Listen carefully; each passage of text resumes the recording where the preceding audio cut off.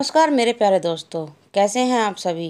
दोस्तों, आज जो मैं कहानी लेकर आई हूँ उसका टाइटल है शिमला का श्रापित पहाड़। दोस्तों, यह कहानी उन 4 दोस्तों की है जिसके साथ कुछ ऐसी घटना घटी कि जिससे उनका पूरा जीवन ही बदल गया। आइए जानते हैं कि ऐसा क्या हुआ था जिसके कारण उन्हें अनेक परेशानियों का सामना करना पड़ा। लेकिन इससे पहले मेरे चैनल को लाइक करना और सब्सक्राइब करना ना भूलें। तो कहानी शुरू करते हैं आज की। दोस्तों, मुंबई शहर की रहने वाली प्रिया शर्मा अपने दोस्तों के साथ रवि, साहिल और विजय के साथ शिमला जाने का प्लान बनाती है। वो सब शिमला जाने के लिए बस में बैठ गए। कुछ ही देर में प्रिया सो गई। अचानक प्रिया की नींद खुल गई तो उसने देखा कि बस में कोई नहीं था। बस का ड्राइवर भी नहीं था। बस अपने आप ही चल रही थी। उनके सारे दोस्त भी नहीं थे। यह सब देखकर डर के मारे प्रिया जोर जोर से चिल्लाने लगी। अचानक उसे लगा कि कोई उसके पीछे खड़ा है। जब उसने पीछे मुड़कर देखा तो वहां एक स्त्री बैठी हुई थी। उस स्त्री का चेहरा जला हुआ था। ऐसा लग रहा था कि किसने उसके चेहरे पर एसिड फेंका हो। ऐसा भयंकर चेहरा देखकर प्रिया ने चिल्लाना शुरू कर दिया, बचाओ बचाओ बचाओ। और अचानक प्रिया की नींद उड़ गई।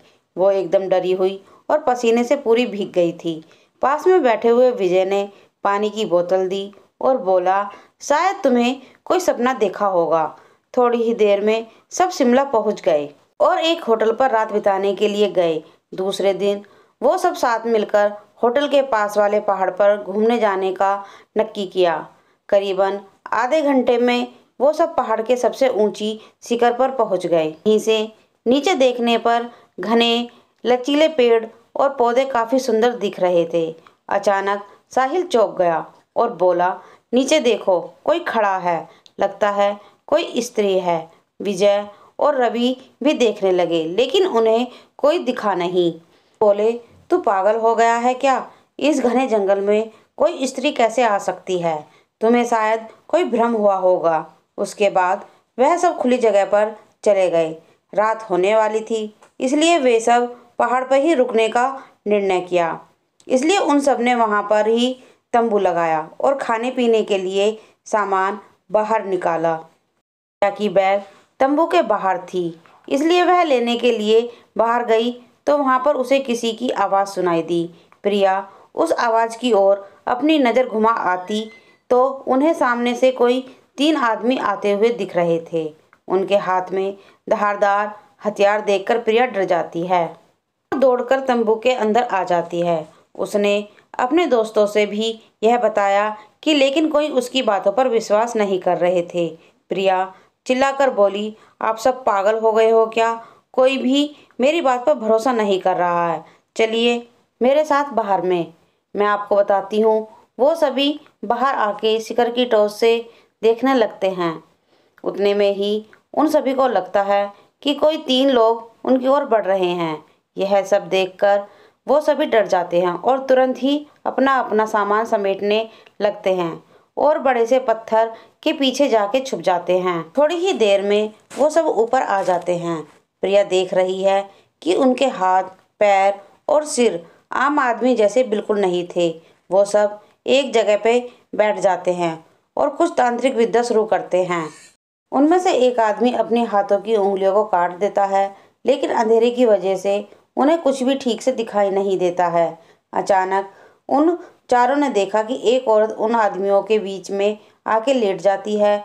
कोई नहीं जानता कि आखिर वो औरत वहां पे पहुंची कैसे। प्रिया ने कहा, मुझे कुछ समझ नहीं आ रहा है, आखिर ये सब हो क्या रहा है? मुझे बहुत ही डर लग रहा है। एक के बाद एक वो तीनों उस औरत को सूंघने लगे। वहीं पे अचानक उस औरत ने अपनी उंगली उठाई और हमारी तरफ इशारा करने लगी। हम सब डर गए। वो तीनों उस औरत को छोड़कर हमारी ओर बढ़ने लगे। हम सब पहाड़ी से नीचे होटल की ओर दौड़ने लगे। हमारी आवाज़ सुनकर वो तीनों हमारी ओर दौड़ने लगे। प्रिया और साहिल सबसे आगे थे। विजय और रवि उनके पीछे दौड़ रहे थे। प्रिया और साहिल होटल तक पहुंच गए, लेकिन रवि और विजय का कोई पता नहीं चल रहा था। हमने होटल वालों से उनके बारे में सभी बातें बताई तो उन लोगों ने कहा कि उस पहाड़ पे कोई नहीं जाता है, वो पहाड़ श्रापित है। जो भी वहाँ जाता है वो कभी वापस नहीं आता है। आपकी किस्मत अच्छी थी कि आप अभी जिंदा हैं। दोस्तों, मेरी ये कहानी यहीं समाप्त होती है। अगर आपको ये कहानी अच्छी लगी तो अपने दोस्तों में ज़रूर शेयर करें और कमेंट में ज़रूर लिखकर बताएं कि कहानी कैसी लगी। धन्यवाद।